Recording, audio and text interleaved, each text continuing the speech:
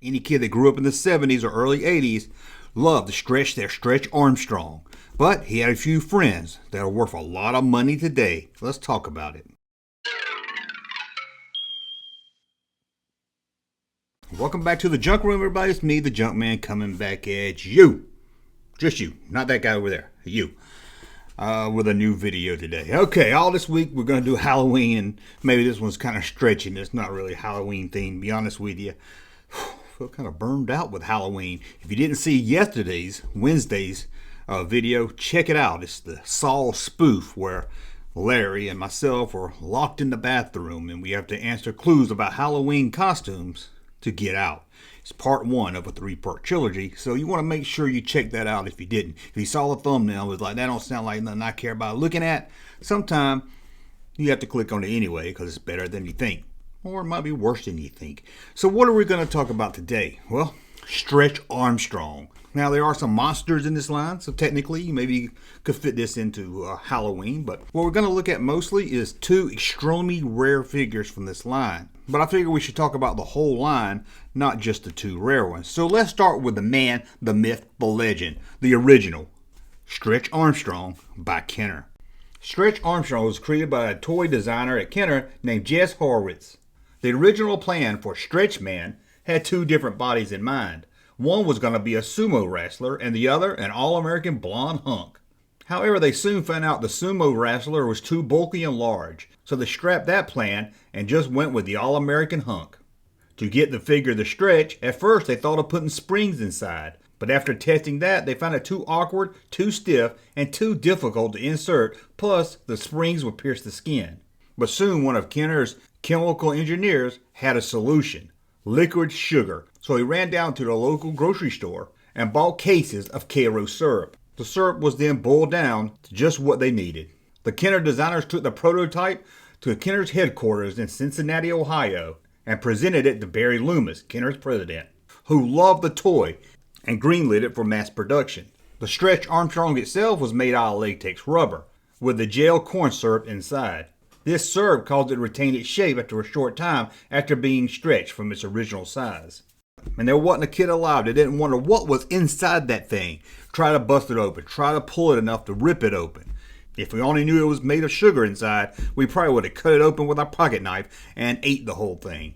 But it wasn't just Stretch Armstrong that got released. Once it became a marketing hit, Kenner went back in the design room to release some more to the line.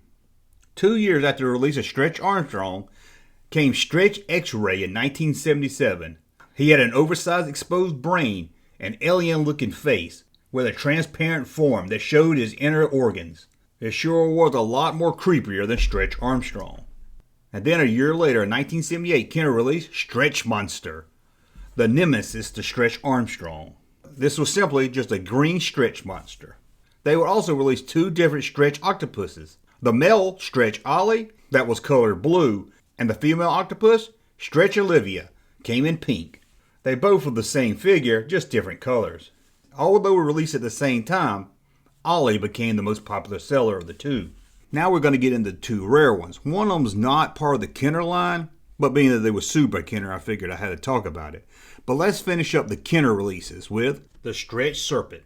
This Loch Ness creature, released by Kenner in the Stretch Armstrong series, is the rarest from the Kenner line, with only 3 or 4 complete examples known to be in the world. It was rumored that when this hit the market, Sid and Marty Graw, the makers of the Land of the Lost, threatened to sue Kenner because it looked like a Sleestack from the television series, but that's never been proven. It seems most likely that the Serpent was released only in test market, something Kenner did quite often with new products. And it seemed they learned from that test market that no one really wanted this toy. So there was a very low production run. And those that did get sold were most likely ripped out of the box and stretched for weeks, probably stretching it more than what was recommended. A few heads have shown up on the market. One was featured on the television show Pawn Stars, where the pawn shop owners bought it for $500, what seems kind of like a low price. In 2008, one of these serpents appeared on eBay, but it was filled with cotton and had small repairs done to its latex body. However, the box and the plastic tray that it sits in was very nice, and it sold for $12,500. In 2012, another Serpent appeared on eBay and sold for $9,000. That Serpent was in great shape and included the box with the insert. But it seems whoever owned that box shot it up with BBs, as there were small holes over the box. But the rare Loch Ness Stretchy inside was unharmed and in great condition. And there's been a few in the past that sold for around $10,000. $10,000 for that thing? Okay, it looks kind of cool, but I don't know about you. I don't remember that. I remember Stretch Armstrong as a kid. I don't remember any of these, this one or any of the other ones that came out.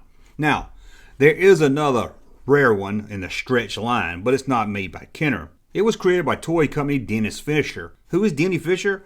Well, besides having his own toy company, he would work with Kenner as a toy designer and other toy companies in the 70s and 80s. Dennis designed a Stretch Armstrong that was the Incredible Hulk. This is considered the holy grail of any toy Hulk collector or Stretch collector. There is only 19 of these known to exist, and out of those 19, only 12 are in good condition. It was sold only in the UK. It's believed that only 1,259 got produced. The Green Hulk was made of the exact same mold as the original Stretch Armstrong by Kenner, and has the same style box, packaging, and graphic design as the Kenner release. It seems the Stretch Armstrong mold and graphics was used without Kenner's permission, with Kenner filing a lawsuit against Denny Fisher in 1980. This is not to be confused with the Mego Stretch Hulk released in 1978. That's pretty rare. Only 19 of them out there and only 12 good ones? Whew, that's crazy talk right there. Anyway, that's a look at the Kenner Stretch line. Now, I remember Stretch Armstrong as a kid. We all had it, and it's pretty hard to find a day in a box and in good condition.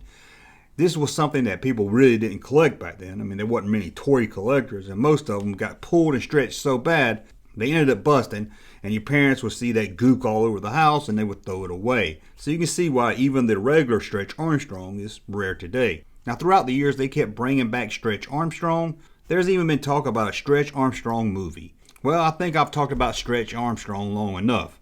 I think I've said that word more times in my life today than I ever have before. I want to thank you for watching. As always, thumb up so you like my content, subscribe to the channel, and we'll talk again soon. Hey, Junkman channel popping though. Thank you, sir, for that unsolicited testimony.